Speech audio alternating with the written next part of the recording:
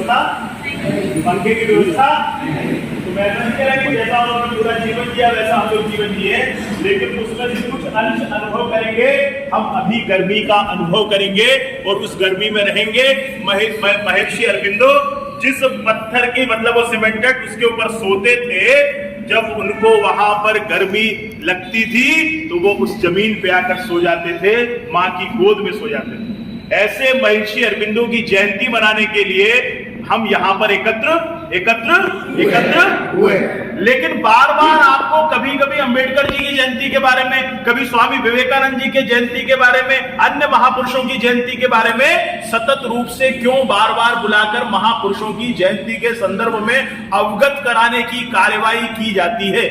क्यों बताया जाता है, क्यों बुलाया जाता है, क्या है उसके पीछे का कारण? क्या है, क्या कारण है, क्या कारण है? लव जिहाद। अरे बाप रे दीदी क्या कारण है? राष्ट्र भावना उत्पन्न होना। राष्ट्र भावना उत्पन्न, राष्ट्र भावना मन में जागृत होना, को जागृत करना। राष्ट्र भावना को, तो राष्ट्र भावना को जागृत करना। कहाँ है भावना, कहाँ है राष्ट्र? कितने लोगों को भारत का मतलब मालूम है? भारत क्या है? भारत शब्द का अर्थ कौन कौन जानता है? हाथ उठाइए। 1 2, आप बताओ बेटा। ना बेटा बोलने से बेटा नहीं समझने का, बेटा बोलने से तो स्टूडेंट बेटा है। भारत का मतलब क्या है बताओ? हाँ हाँ बोलिए ना, खड़े होइए, हिम्मत दिखाइए। आपने हाथ तो उठाया, जल्दी बोलिए, दीदी बोलिए। हमारा देश एक गौरवशाली देश है जिसमें अन्य जाति धर्म के। ठीक है, बैठिए बैठिए बैठिए। हाँ, भारत का मतलब क्या है? आपका मतलब होता है प्रकाश। प्रकाश से हम ज्ञान को भी समझ सकते हैं। तो प्रकाश की ओर जो अग्रसर है वो भारत, या ज्ञान की ओर।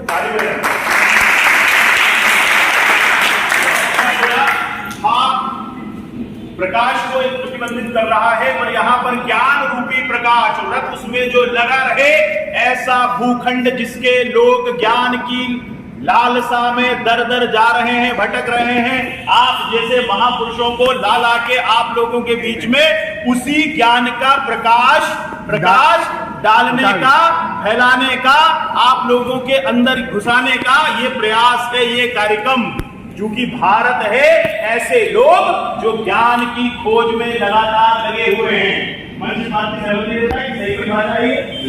दूसरा भारत हो गया, एक उसमें से शब्द निकला भरत का मतलब है ऐसे राजा जो अपनी प्रजा का लालन पालन पोषण करते हैं, वो भरत है। भारत अलग शब्द है और भरत अलग शब्द है। अब ये भारत शब्द आया कैसे, इसका भारत नाम कैसे पड़ा, अभी कुछ द्वंद्व चल रहा है भारत और इंडिया का।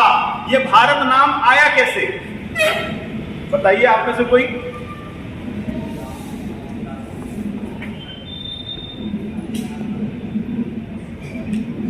कैसे आया आप लोग बताइए।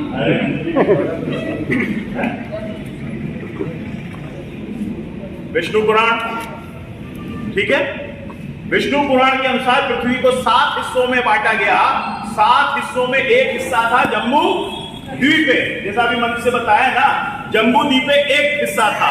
उसमें फिर और भी था, एक पुष्पक था, एक शाली कुछ करके था, एक क्रोक था। ऐसे 7 हिस्सों में बांटा गया। मेरी याददाश्त थोड़ी कमजोर है, तो उन 7 हिस्सों में एक जम्बू द्वीप था, उसमें एक भरत खंड था। ये फिर जम्बू द्वीप को 9 खंडों में बांटा गया, उसमें एक भरत खंड था। उसमें एक राजा हुए प्रियव्रत के बच्चे हुए अग्निदग्ध करके, उनके बच्चे हुए नाभि करके, नाभि के बच्चे हुए ऋषभ देव, और ऋषभ देव की संतान थी, एक संतान थी उसमें बड़ी वाली जिनका नाम था भरत, और दूसरी संतान थी छोटी वाली बाहुबली। वो वाले बाहुबली नहीं, टप्पा वाला बाहुबली नहीं, ये वाला बाहुबली। तो उनके नाम पर ऋषभ देव के बालक के नाम पर भारत पड़ा, और दूसरा शकुंतला और दुष्यंत की भी कहानी है कि उनके नाम पर भी ये भारत पड़ा। अब सीधे 2 मिनट में अपनी बात को खत्म करता हूं। इसलिए बार बार प्रयास किया जाता है कि कि आप जानिए भारत को। अगर आप इस प्रकार से भारत को नहीं जानेंगे तो उल्टे हाथ से इतिहास लिखने वालों ने हमको ये बता दिया भारत कोई राष्ट्र था ही नहीं, भारत राज्यों का समुच्चय है। और 1947 के बाद भारत नाम की संकल्पना हुई। अगर 1947 के बाद मेरा भारत बनता तो क्यों आदि गुरु शंकराचार्य यहां से जाकर कश्मीर में पूजा पाठ करते, कश्मीर तक का भ्रमण करते, यहां से कश्मीर को जोड़ा, अटक से कटक को जोड़ा। ये काम मेरे कश्मीर में किसने किया? संत शंकराचार्य ने। भगवान राम ने उत्तर को दक्षिण से जोड़ा था, शंकराचार्य ने, आदि शंकर ने पूरब को पश्चिम से, उत्तर को दक्षिण से जोड़ा। अगर ये भारत नहीं था तो इंदु सरोवर से लेकर हिमालय के बीच में 9000 जो जगह है वो क्या है? वो भारत है। विष्णु पुराण में इसके बारे में कहा गया है और इसकी संतति भारतीय है।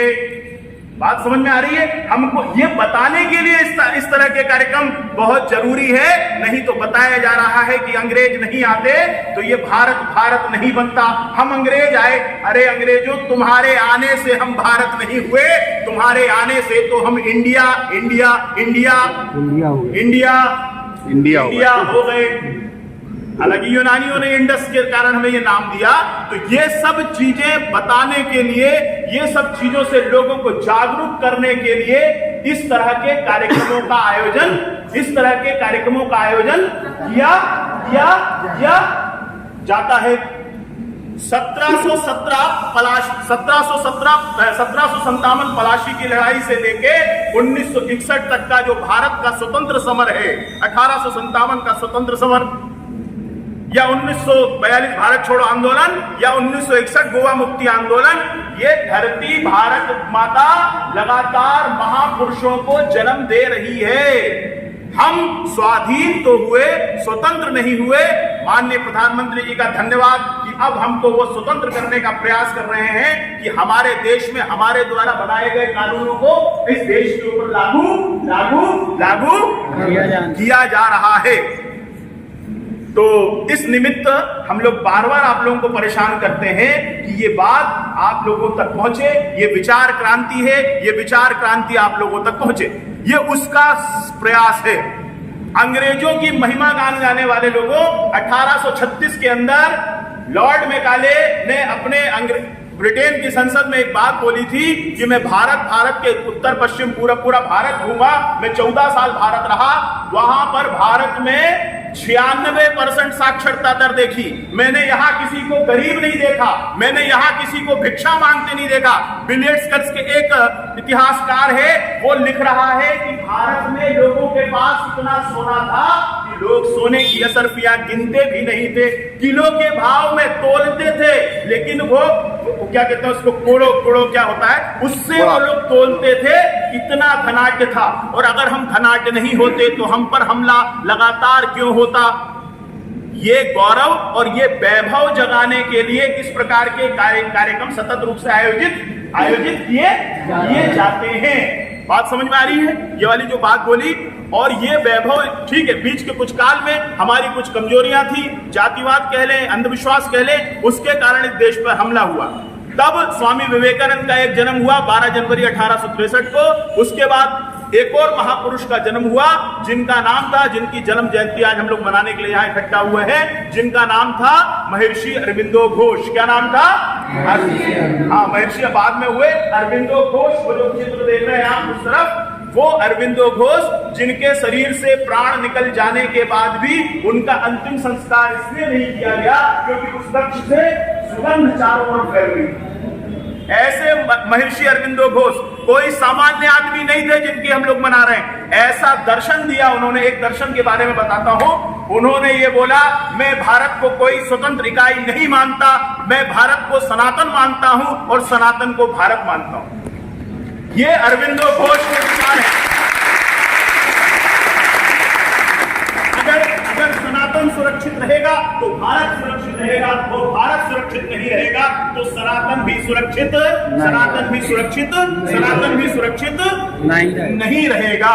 ऐसा महर्षि अरविंदो ने कहा है कि ये मेरे लिए दो अलग अलग इकाई नहीं है, मेरे लिए एक ही इकाई है। मैं सनातन को भारत मानता हूं और भारत को सनातन मानता हूं। इतना उच्च उनका दर्शन।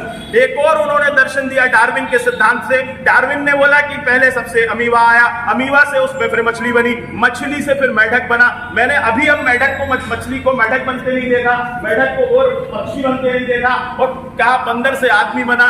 मैं केसला, इटारसी, सुक्तवा, बालाघाट, इधर मेरी पूरी पोस्टिंग रही, बैतूल, मैंने आज तक किसी बंदर को आदमी को बंदर बनते देखा है, पर बंदर को आदमी बनते नहीं देखा। लेकिन ठीक है, डार्विन का सिद्धांत, बायो वाले सब उसको डार्विन के सिद्धांत को पढ़ते हैं। महर्षि अरविंदो ने उसके आगे का सिद्धांत दिया, चेतना का सिद्धांत दिया उन्होंने, और चेतना के स्वर में उन्होंने 4 बातें उन्होंने बताई, किस किस स्तर पर चेतना का विकास होना। एक है चित्त के अवस्था में, तो चित्त क्या होता है? दीदी कथा जैसा बोल रहा हूं, दक्षिणा नहीं लूंगा, चिंता नहीं, आपका चेहरा डर रहा था, दक्षिणा नहीं लूंगा, कोई डरने का नहीं, कोई दक्षिणा का कॉलम नहीं। चित्त पहला उन्होंने, हमारे बीच में आदरणीय अशोक जमनानी जी भाई साहब हैं। जब जब मुझे लोग अहंकारित करते हैं कि भाई साहब आप बहुत अच्छा बोलते हैं, मैं आदरणीय अशोक जमनानी जी को सुन लेता हूं और अपना अहंकार तोड़ देता हूं। तो ताली बजाइए उनकी पसंद।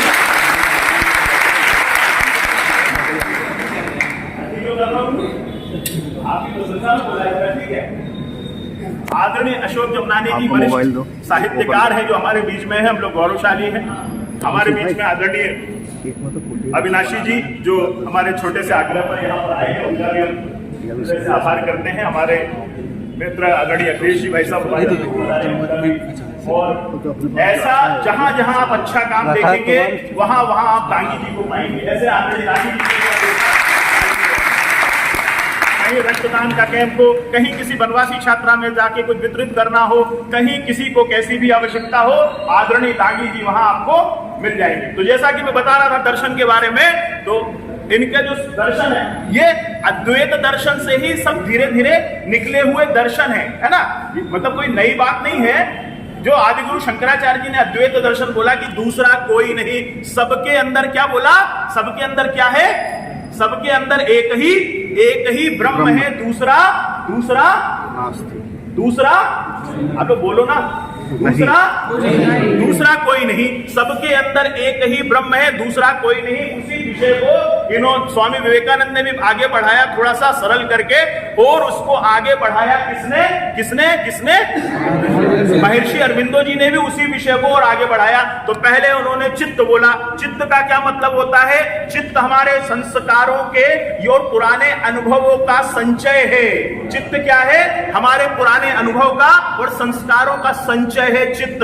चित्त के बाद उन्होंने दूसरी चीज बोली, क्या बोली? दूसरी चीज बोली उन्होंने बुद्धि। बुद्धि से पहले मानस है। दीदी को बैठने दो भाई, आप लोग बैठे,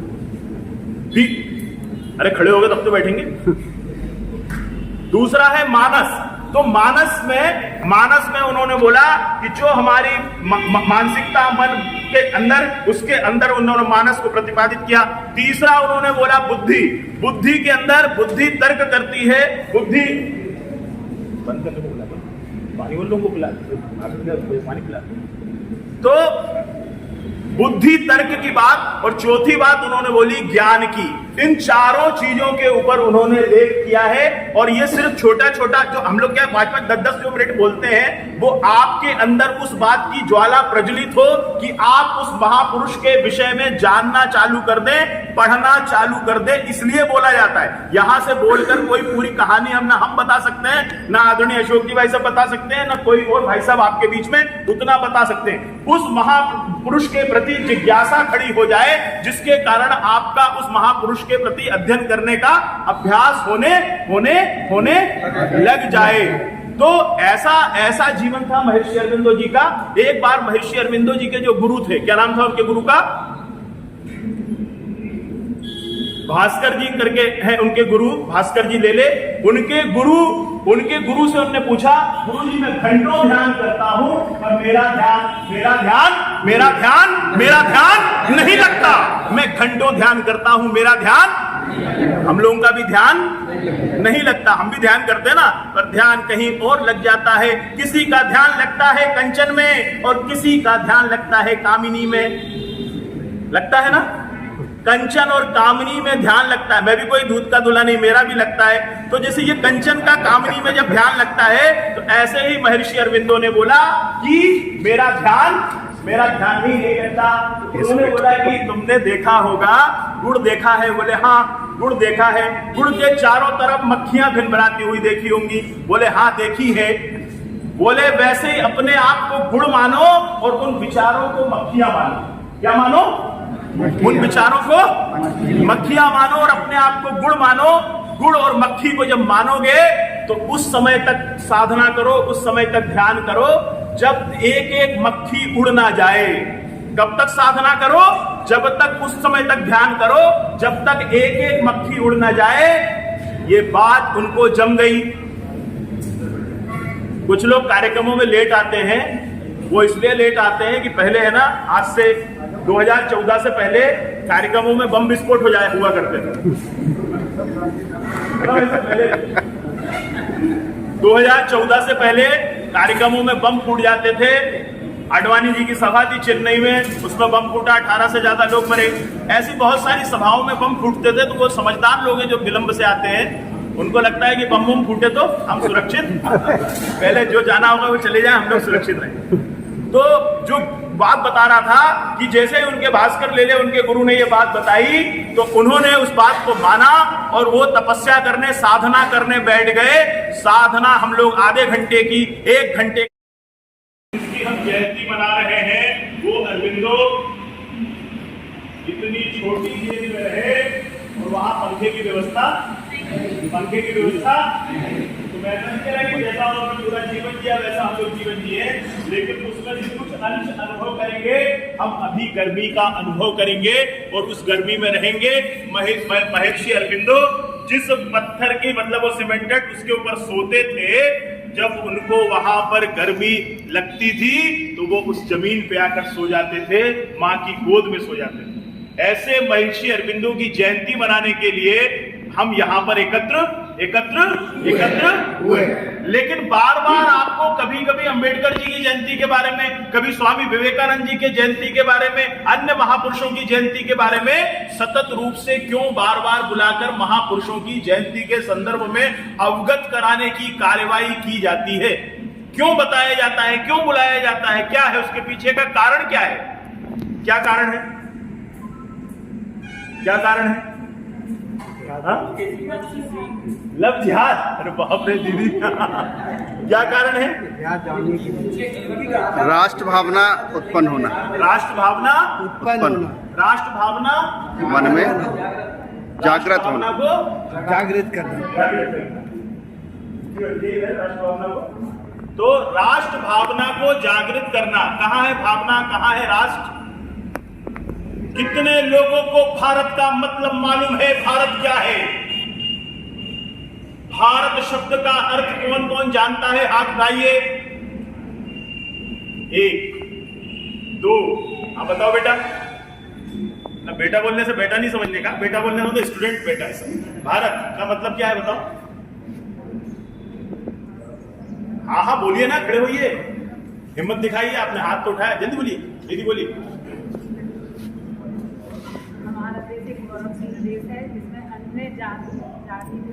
ठीक है, बैठिए बैठिए बैठिए।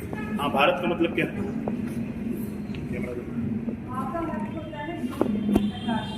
प्रकाश से हम ज्ञान को भी समझ सकते हैं। तो प्रकाश की ओर जो अग्रसर है वो भारत, या ज्ञान की ओर।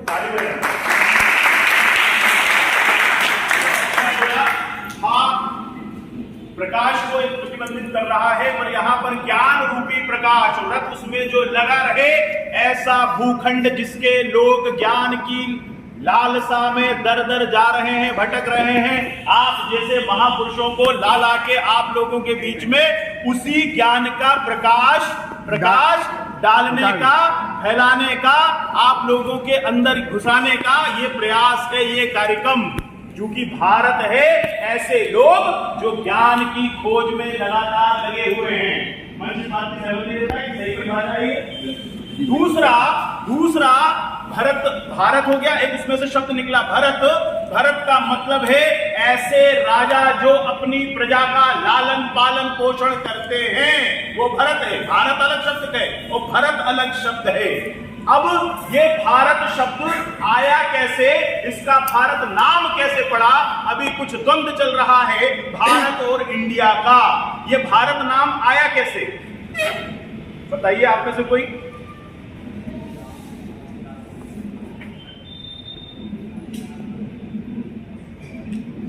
कैसे आया?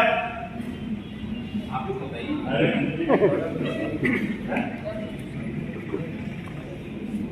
विष्णु पुराण, ठीक है, विष्णु पुराण के अनुसार पृथ्वी को 7 हिस्सों में बांटा गया। 7 हिस्सों में एक हिस्सा था जम्मू द्वीप पे, जैसा अभी मंत्री से बताया ना, जम्बू द्वीप पे एक हिस्सा था, उसमें फिर और भी था, एक पुष्पक था, एक शाली कुछ करके था, एक क्रोक था, ऐसे 7 हिस्सों में बांटा गया। मेरी याददाश्त थोड़ी कमजोर है, तो उन 7 हिस्सों में एक जम्बू द्वीप था, उसमें एक भरत खंड था। फिर जम्बू द्वीप को 9 खंडों में बांटा गया, उसमें एक भरत खंड था, उसमें एक राजा हुए प्रियव्रत।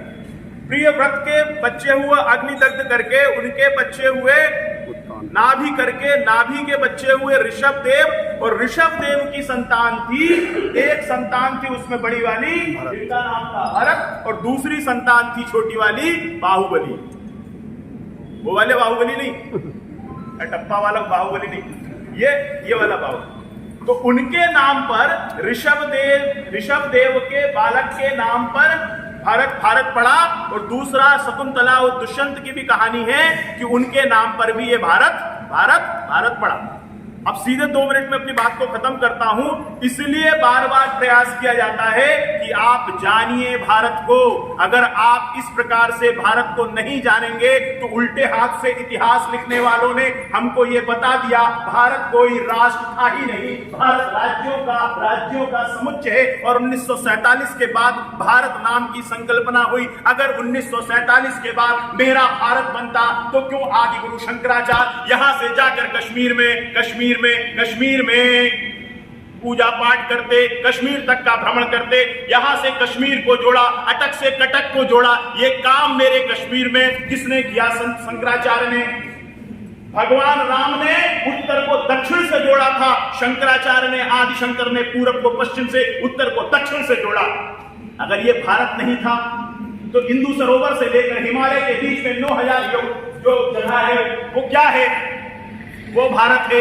विष्णु पुराण में इसके बारे में कहा गया है, और इसकी संतति भारतीय है। बात समझ में आ रही है? हमको ये बताने के लिए इस तरह के कार्यक्रम बहुत जरूरी है, नहीं तो बताया जा रहा है कि अंग्रेज नहीं आते तो ये भारत नहीं बनता।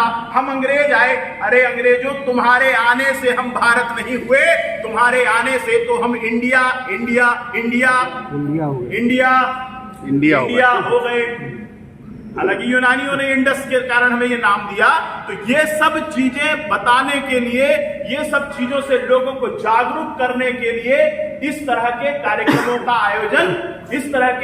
का आयोजन किया जाता है। 1757 पलाशी की लड़ाई से लेके 1961 तक का जो भारत का स्वतंत्र समर है, 1857 का स्वतंत्र समर, या 1942 भारत छोड़ो आंदोलन, या 1961 गोवा मुक्ति आंदोलन, ये धरती भारत माता लगातार महापुरुषों को जन्म दे रही है। हम स्वाधीन तो हुए, स्वतंत्र नहीं हुए। माननीय प्रधानमंत्री जी का धन्यवाद कि अब हमको वो स्वतंत्र करने का प्रयास कर रहे हैं कि हमारे देश में हमारे द्वारा बनाए गए कानूनों को इस देश के ऊपर लागू किया जा रहा है। तो इस निमित्त हम लोग बार बार आप लोगों को परेशान करते हैं कि ये बात आप लोगों तक पहुंचे, ये विचार क्रांति है, ये विचार क्रांति आप लोगों तक पहुंचे, ये उसका प्रयास है।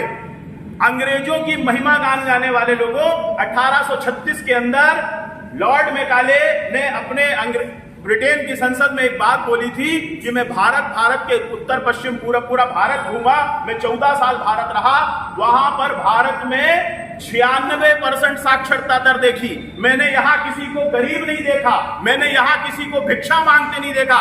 बिल गेट्स के एक इतिहासकार है, वो लिख रहा है कि भारत में लोगों के पास इतना सोना था कि लोग सोने की असरफियां गिनते भी नहीं थे, किलो के भाव में तोलते थे, लेकिन वो क्या कहते हैं उसको, कोड़ो क्या होता है, उससे वो लोग तोलते थे।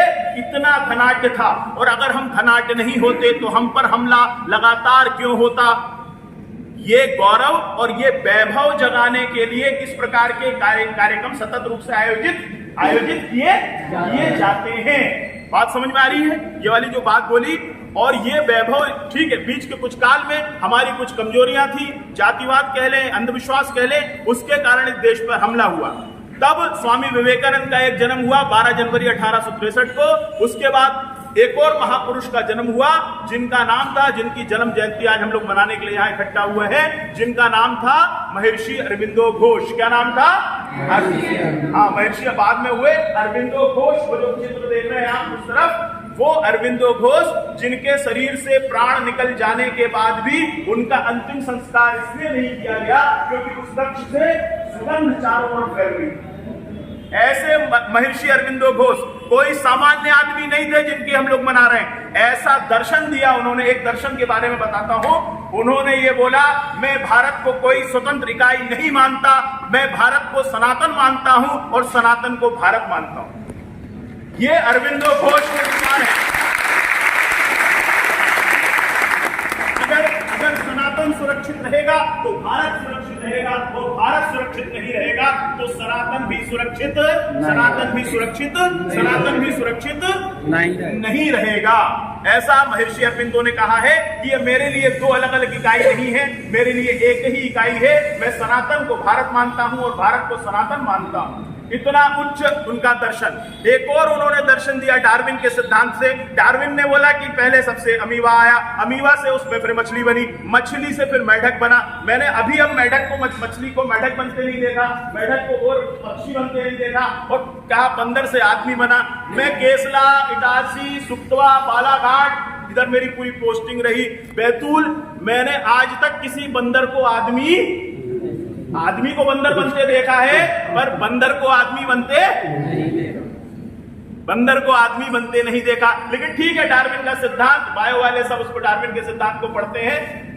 महर्षि अरविंदो ने उसके आगे का सिद्धांत दिया, चेतना का सिद्धांत दिया उन्होंने। और चेतना के स्वर में उन्होंने 4 बातें उन्होंने बताई, किस किस स्तर पर चेतना का विकास होना। एक है चित्त के अवस्था में। तो चित्त क्या होता है? दीदी कथा जैसा बोल रहा हूँ, दक्षिणा नहीं लूंगा, चिंता नहीं, आपका चेहरा डर रहा था, दक्षिणा नहीं लूंगा, कोई डरने का नहीं, कोई दक्षिणा का कॉलम नहीं। चित्त पहला उन्होंने, हमारे बीच में आदरणीय अशोक जमनानी जी भाई साहब है। जब मुझे लोग अहंकारित करते हैं कि भाई साहब आप बहुत अच्छा बोलते हैं, मैं आदरणीय अशोक जमनानी जी को सुन लेता हूं और अपना अहंकार तोड़ देता हूं। ताली बजाइए उनकी पसंद।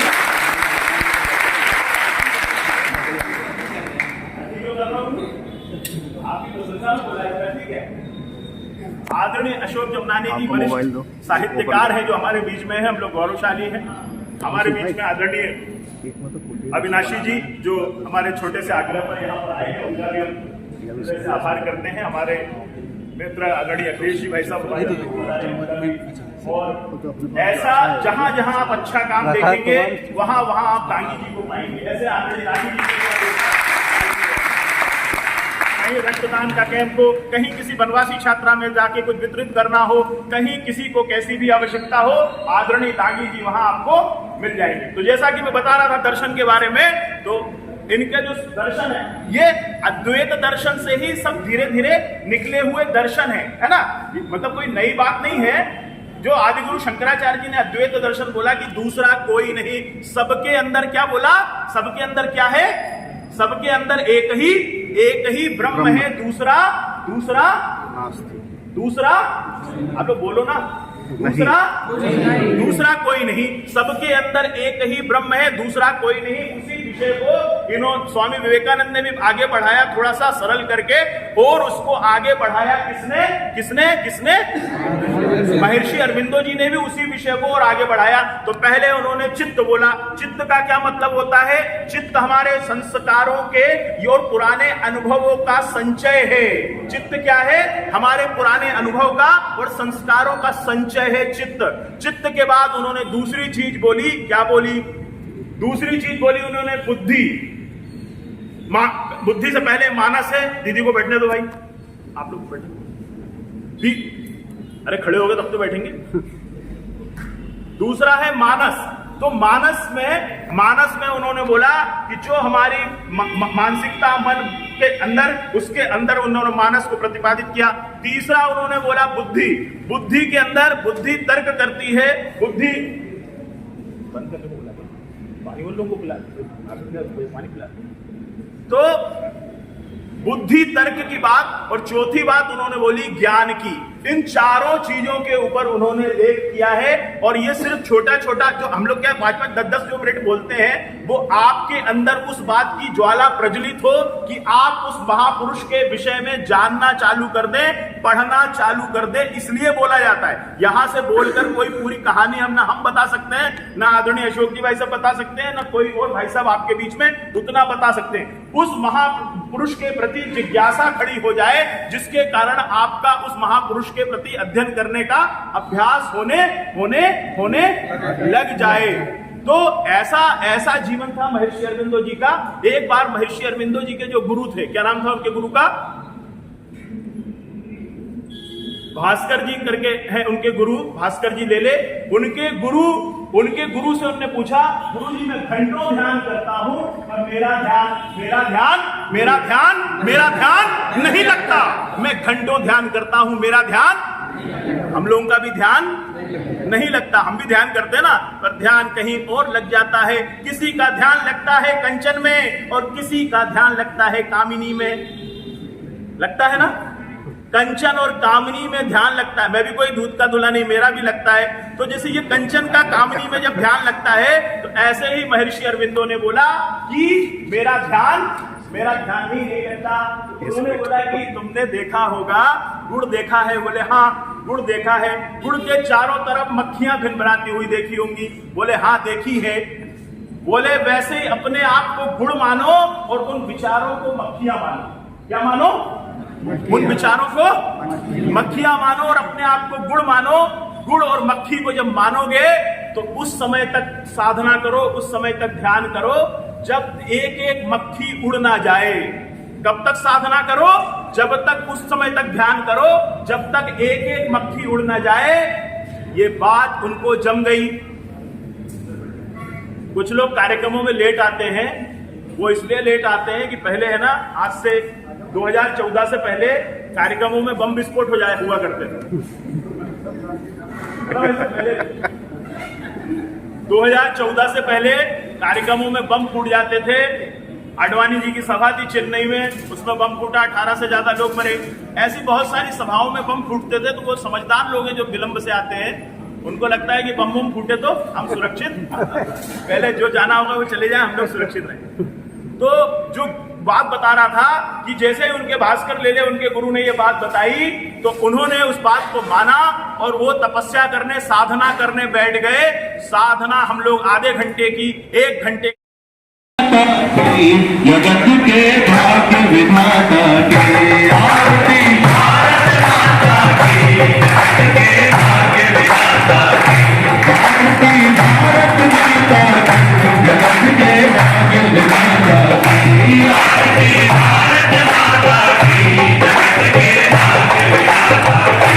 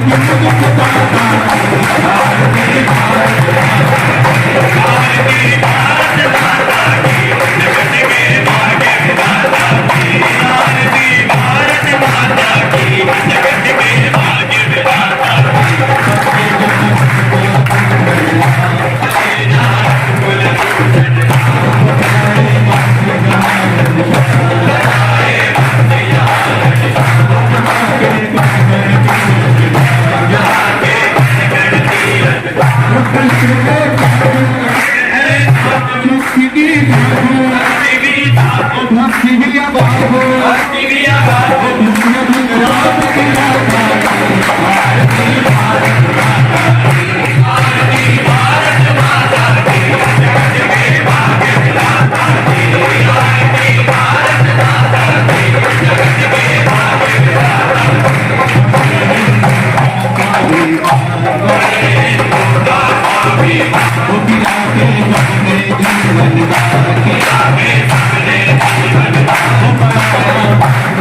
Thank you.